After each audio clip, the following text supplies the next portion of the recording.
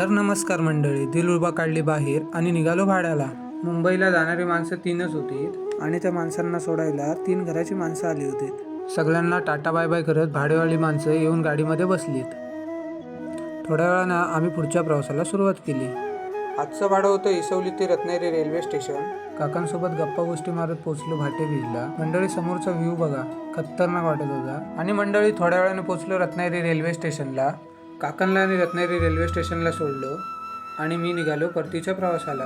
दिलरुबाची पूर्ण लाइटिंग केले तो राजा दादा, त्याच्याकडे गेलो. आपल्या दिलरुबाचा हॉर्न पण बिघडला होता. दादाला बोललो हॉर्न काढून घ्या.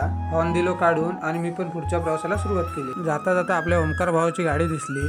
मग काय दिलरुबा आणि भावाची गाडी लावलेली पार्किंगला. दुपारचे वाजले होते 2. भाऊ बोलला चल नाश्ता करूया. मग गेलेलो नाश्ता करायला. गरम गरम उसळपाव घेतली खाऊन. मग आम्ही दोघे पण घराच्या दिशेने निघालेलो. ब्लॉग आवडल्यास लाईक शेअर कमेंट आणि सबस्क्राईब करायला विसरू नका. चला बाय.